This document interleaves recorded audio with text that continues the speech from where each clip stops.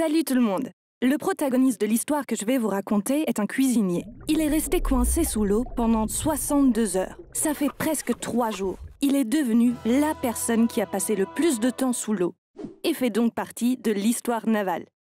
Mais ça ne l'intéressait pas du tout. Il a commencé à détester la mer et être marin après ce qu'il a vécu. Il ne voulait même plus tremper ses pieds dans la mer après ça. Harrison Oken travaillait sur un bateau remorqueur. Un remorqueur est une sorte de bateau de remorquage. Ces bateaux ont des moteurs très puissants et ils poussent et tirent d'autres bateaux ou des bateaux non motorisés à l'aide d'un épais câble de remorquage. Le héros de notre histoire était cuisinier sur un remorqueur. Une nuit, Harrison et ses collègues sont allés dans leur cabine pour se reposer après une longue journée de travail. Et ils se sont enfermés comme ils le faisaient toujours. Pourquoi fermer à clé? Parce qu'ils étaient près d'un gisement pétrolier dans l'océan Atlantique. C'est au large des côtes du Nigeria. Les navires y étaient fréquemment attaqués par des pirates. C'est pourquoi l'équipage s'enfermait toujours dans leur cabine, pour plus de sécurité. Harrison est parti dormir en même temps que les autres membres de l'équipage. Mais il devait se réveiller un peu plus tôt pour préparer le petit déjeuner. Il s'est levé de son lit comme tous les matins. Il faisait si chaud à l'intérieur qu'il ne portait qu'un caleçon. Il y avait des petites toilettes et une salle de bain à l'intérieur de la cabine. Harrison est allé dans les toilettes et a fermé la porte. En océanographie, il y a un type de vague appelé vague monstre ou vague tueuse. Comme leur nom l'indique, ce sont des vagues dangereusement grosses. Elles apparaissent à la surface de la mer de manière inattendue, même sans trace de tempête. C'est l'un des événements naturels qui effraie le plus les marins. C'est l'une de ces vagues qui a provoqué le naufrage soudain du remorqueur sur lequel Harrison et ses amis étaient. La profondeur de l'eau à cet endroit était de 30 mètres, ou 100 pieds. Le remorqueur a coulé très rapidement. Il a chaviré après avoir touché le fond de l'océan. Tout s'est passé en un clin d'œil.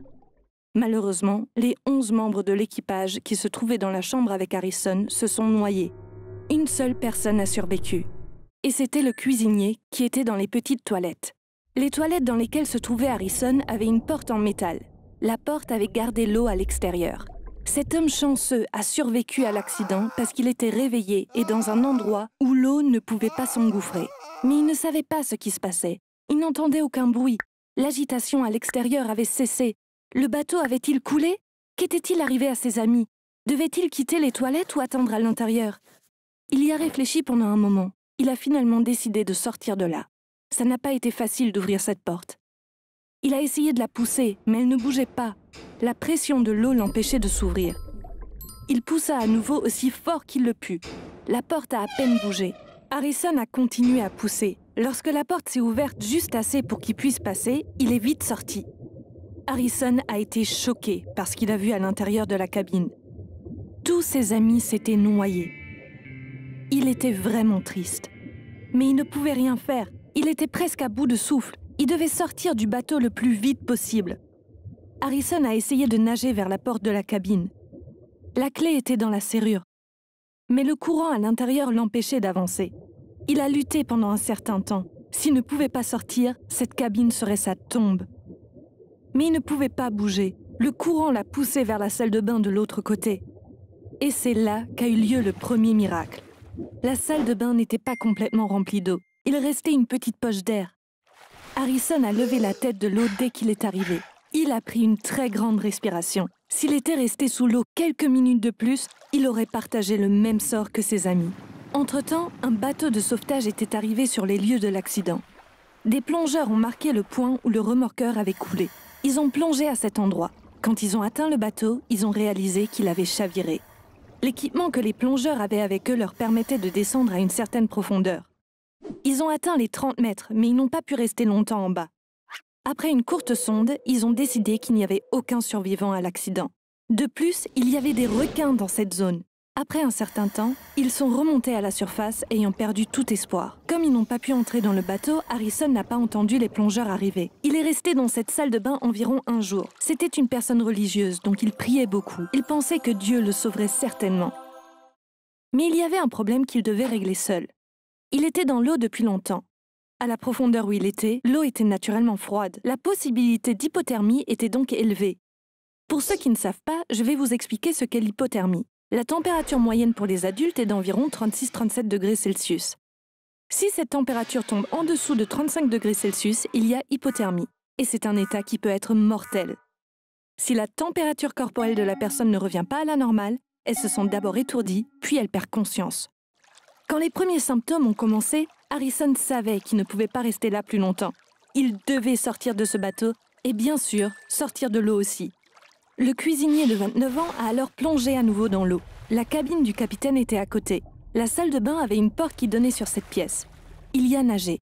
Il a réussi à atteindre la chambre. Il n'allait pas pouvoir retenir sa respiration plus longtemps. Il est remonté à la surface et c'est là qu'a eu lieu le deuxième miracle. Il y avait aussi une petite poche d'air dans la chambre du capitaine. Ça lui a permis de s'accrocher à la vie une deuxième fois. Après ces miracles consécutifs, voici le troisième miracle qui a sauvé la vie de Harrison. Cette fois, notre héros a vu qu'il y avait un matelas à côté de lui. Il flottait près du sol. Il l'a tiré vers le haut. Il est monté dessus. C'est comme ça qu'il a réussi à sortir de l'eau. Ça l'a sauvé du risque d'hypothermie. Harrison était sous l'eau depuis près de 2 jours. Il avait très faim car il n'avait rien mangé. Plus important encore, il n'avait pas bu d'eau. Les humains peuvent rester sans manger environ 3 semaines, mais on ne peut passer au maximum que 3-4 jours sans eau potable. Vous savez que 60% de notre corps est constitué d'eau. L'eau potable est vitale pour nous. Mais ne vous inquiétez pas, le jeune cuisinier a eu de la chance là aussi. Après être monté sur le matelas, Harrison a vu qu'il y avait aussi un gilet de sauvetage à la surface de l'eau. Il l'a pris et l'a mis. Il y avait de minuscules lampes sur le gilet de sauvetage. Il les a allumées. Quand la pièce est éclairée, il a remarqué quelque chose qu'il ne pouvait pas voir avant. Il y avait une canette de coca qui flottait. Il était si heureux de la voir. Il a attrapé la canette, il l'a ouverte et en a bu la moitié. Grâce à ça, il a pu étancher sa soif. Il n'a pas tout bu parce qu'il ne savait pas combien de temps il allait rester là. Après cela, chaque fois qu'il avait soif, il prenait quelques gorgées. Ça faisait presque 60 heures. Les lampes ne fonctionnaient plus. Il écoutait les sons dans l'obscurité. Mais tout ce qu'il entendait, c'était soit d'autres corps qui se cognaient contre des objets, soit le bruit de requins qui s'en nourrissaient. Harrison perdait tout espoir. Il a recommencé à prier. Il n'en avait aucune idée à l'époque, mais l'aide qu'il cherchait n'était qu'à 30 mètres. La société propriétaire du remorqueur avait engagé une équipe de plongeurs experts pour extraire les corps des marins. Les hommes du bateau de sauvetage étaient arrivés sur les lieux et étaient prêts. Puis 6 plongeurs ont plongé. Ils ont construit un petit ascenseur dans l'eau. Ils allaient remonter les pauvres marins dans cet ascenseur. Les plongeurs avaient un système vidéo sans fil. Ils pouvaient ainsi communiquer entre eux et avec l'équipe du dessus. Quelqu'un sur le bateau les suivait depuis l'écran. Quand les plongeurs ont atteint le bateau, ils se sont mis au travail. Après 1 heure de lutte, ils ont pu entrer dans le remorqueur. Ils ont sorti dans l'ascenseur les 4 premiers corps qu'ils ont trouvés. Pendant ce temps, Harrison a commencé à entendre quelque chose. Ces sons étaient différents des autres. Il a pensé que l'équipe de secours était peut-être arrivée, mais il n'était pas sûr. Juste à ce moment, il a réalisé qu'il y avait une ombre qui bougeait dans l'eau. Au début, il a eu peur que ce soit un requin, mais c'était un plongeur. Il a tendu la main et a attrapé son bras. Effrayé, le plongeur a repoussé son bras. Il a tourné sa caméra dans cette direction pour voir qui c'était. Quand la personne qui suivait l'opération depuis le bateau a vu une personne à l'écran, il a crié « Il est vivant! Il y a un survivant là-dedans !» Le plongeur est vite remonté à la surface où il se trouvait. Il a vu un homme dans cette petite poche d'air. Il était si heureux de le voir. Les plongeurs voulaient sortir le seul survivant de l'eau aussi vite que possible. Mais il y avait un problème majeur. Harrison pouvait avoir le mal de décompression en remontant. Qu'est-ce que ça signifie? Quand on passe trop vite d'un environnement à haute pression à un environnement à basse pression, un problème médical appelé mal de décompression se produit. Il s'agit d'une affection très dangereuse. Afin d'empêcher Harrison de l'avoir, ils ont fait venir des équipements spéciaux du navire de sauvetage. Ils lui ont mis un casque spécial et l'ont fait remonter à la surface dans l'ascenseur. Après 62 heures, Harrison a vu le soleil pour la première fois. Il a d'abord versé des larmes de joie, puis de tristesse, pour les 11 amis qu'il a perdus dans l'accident. La famille du jeune cuisinier vivait dans un petit village du Nigeria. Ils l'ont tout de suite emmené dans son village. Sa femme, qui pensait qu'il était mort, s'est évanouie en voyant son mari. Ce village était connu pour sa dévotion. Après un certain temps, le prêtre local a rendu visite à Harrison. Le prêtre a dit « Je vais te demander quelque chose. Réponds honnêtement, s'il te plaît. 11 personnes sont décédées dans cet accident. Tu as survécu dans un bateau submergé dans l'océan pendant 3 jours. Les villageois disent que ce n'est possible qu'avec la magie noire. Je te fais confiance, mais je voulais quand même te demander si tu as vraiment utilisé la magie. » Harrison avait également entendu ces rumeurs. En fait, il n'avait pas pu aller à l'enterrement de ses amis. Il avait peur de la réaction des autres familles car il était le seul à avoir survécu. Il a répondu calmement à la question du prêtre. « Je suis un simple cuisinier, je ne connais rien à la magie noire. J'ai juste prié tout le temps où j'étais sous l'eau.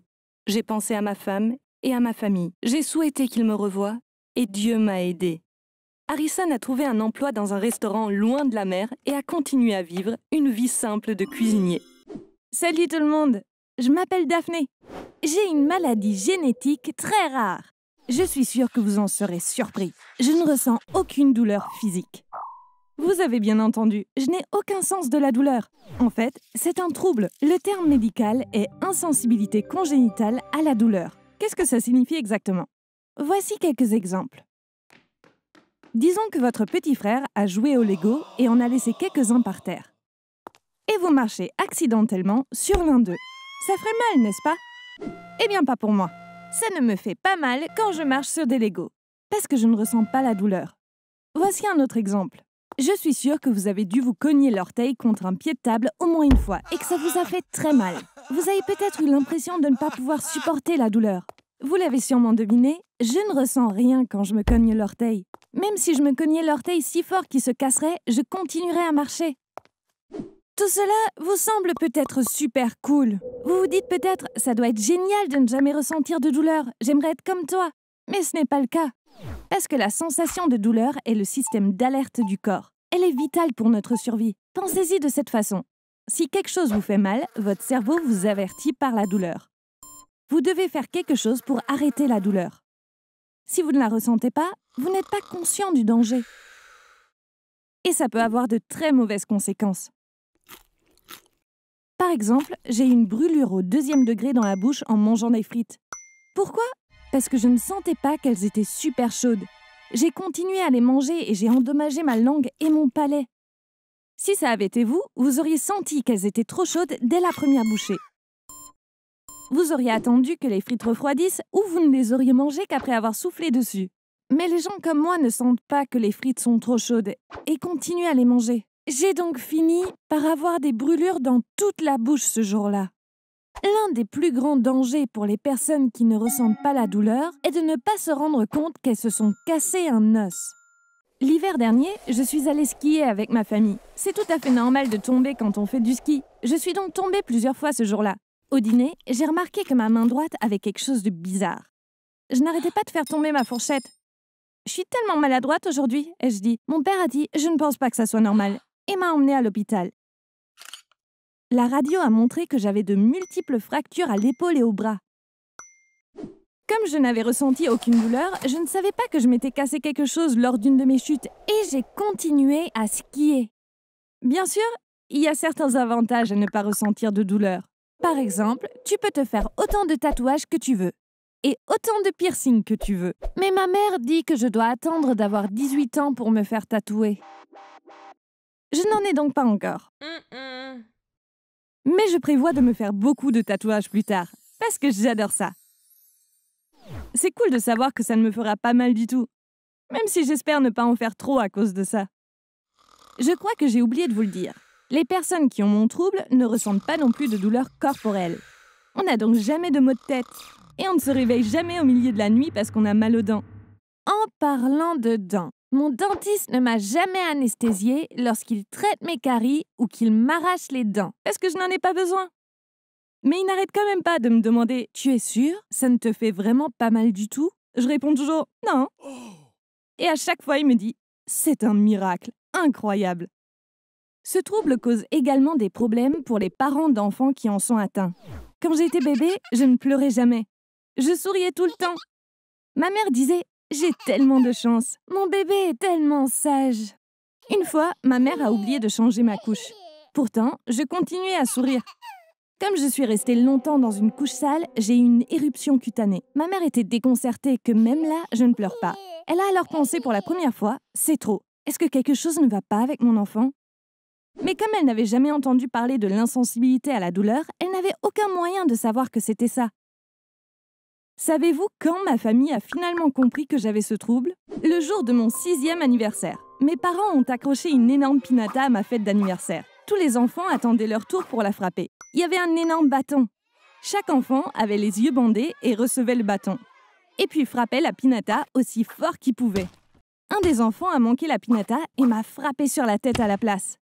Il s'était trompé puisqu'il avait les yeux bandés. Ma mère a crié et est venue vers moi en courant. Je venais de me faire frapper sur la tête avec un énorme bâton, mais je m'en fichais complètement. Ma mère a dit « Daphné, ça t'a fait très mal ?» Je lui ai demandé en souriant « Ça veut dire quoi ?» Comme il n'y avait pas de douleur dans ma vie, mon vocabulaire ne contenait aucun mot associé à la douleur. Le lendemain, nous sommes allés voir un médecin. Après une série de tests, ils m'ont diagnostiqué une insensibilité congénitale à la douleur. Comme je l'ai dit, c'est une maladie très rare.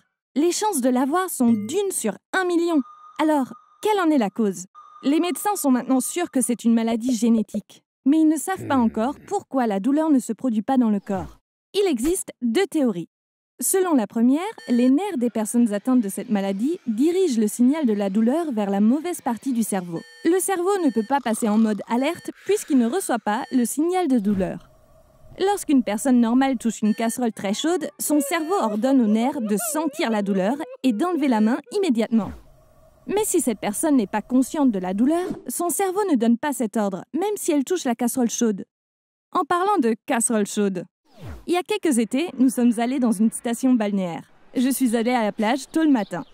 Je me suis couchée sur un transat sans me lever pendant des heures. Il était presque midi. « Je vais aller me baigner », me suis-je dit. Pendant ce temps, le sable de la plage était devenu brûlant. J'ai commencé à marcher vers l'eau sans même y penser. Mon frère jure qu'il a vu de la fumée sortir de sous mes pieds pendant que je marchais. Ce jour-là, le sable chaud a brûlé la plus grande partie de la plante de mes pieds. Avant que j'oublie, je vais vous parler de la 2e théorie des médecins sur l'insensibilité à la douleur. Selon cette théorie, les gens comme moi ont une quantité d'endorphine dans le cerveau supérieure à la moyenne. C'est pourquoi on ne ressent pas la douleur. L'endorphine est aussi appelée l'hormone du bonheur, parce que cette hormone rend les gens heureux. Quand vous avez une bonne note, quand vous avez faim et que vous mangez enfin, ou quand vous embrassez quelqu'un que vous aimez, votre cerveau libère de l'endorphine. C'est ce qui vous rend heureux à ce moment-là. Je pense que cette théorie est la bonne. On ne ressent pas la douleur parce qu'on libère trop d'endorphine. Pourquoi est-ce que je pense ça? Parce que je suis toujours de bonne humeur. J'ai jamais été déprimée de ma vie. Je ne pleure jamais, je ris tout le temps. J'ai même eu une mauvaise expérience une fois à cause de ça. La grand-mère de ma meilleure amie est morte il y a 4 ou 5 ans. Je suis allée à l'enterrement pour être là pour elle. J'ai beau avoir essayé, je n'ai pas réussi à être triste. J'avais envie de rire tout le long. À un moment donné, je n'ai plus pu me retenir et j'ai ri. Évidemment, tout le monde m'a fixée. Heureusement, j'ai été très jeune. Les gens pensaient que j'étais juste immature. À l'époque, je ne savais pas pourquoi je me sentais ainsi. Mais maintenant, je sais que c'est une dose élevée d'endorphine qui m'a fait rire à cet enterrement. Un autre problème pour les gens comme moi, c'est qu'on est trop courageux. Pourquoi on est comme ça? Parce que le sentiment de douleur n'a pas une, mais 2 fonctions. Premièrement, il nous avertit. C'est ce qui nous fait réaliser que quelque chose nous fait mal. Mais il nous éduque aussi. Nous découvrons ce qui nous fait mal et apprenons à nous tenir à l'écart du danger à l'avenir. Disons que vous avez décidé de sauter d'un mur. Vous avez sauté sans réfléchir et vous vous êtes foulé la cheville. Vous retenez la leçon et ne sautez plus jamais d'aussi haut. Les gens comme moi n'avons pas de douleur pour retenir ces leçons. C'est pourquoi nous sommes courageux. On n'a aucune crainte quand on est confronté à des dangers qui pourraient nous nuire. À l'hôpital, j'ai rencontré un type nommé Jordan qui, tout comme moi, était insensible à la douleur. Une fois, on s'est vus parce qu'on partageait le même problème. J'ai remarqué que bizarrement, Jordan essayait toujours de se battre. Il provoquait constamment les gens. Alors que nous marchions, un chien nous a aboyé dessus. Le propriétaire était un type super costaud. Jordan a commencé à lui crier dessus, sans même lever les yeux pour voir à quel point il était grand.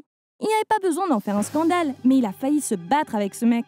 Quand il s'est calmé, je lui ai demandé pourquoi il avait agi de cette façon. Il m'a répondu « Parce que c'est tellement amusant. Je me bagarre au moins 1 fois par semaine et généralement, je me fais battre. » Bien sûr, ça ne fait jamais mal. Je continue à rire pendant que l'autre personne me frappe. J'ai un tel plaisir à voir leur visage. Évidemment, ce fut la dernière fois que j'ai vu Jordan. Vous vous demandez peut-être s'il y a un remède à ce trouble. Malheureusement, il n'y en a pas. Comme je l'ai dit plus tôt, il touche très peu de gens dans le monde, ce qui veut dire très peu de clients pour les compagnies pharmaceutiques. Quand il y a si peu de clients potentiels, les entreprises ne dépensent pas d'argent pour la recherche. C'est pourquoi je suis presque sûre qu'ils ne développeront pas de remède pour ma maladie d'aussitôt. Merci beaucoup de m'avoir écouté. Si vous aimez ce genre d'histoire, vous pouvez vous abonner à cette chaîne dès maintenant. Et vous pourrez être averti quand de nouvelles vidéos sont publiées. À bientôt!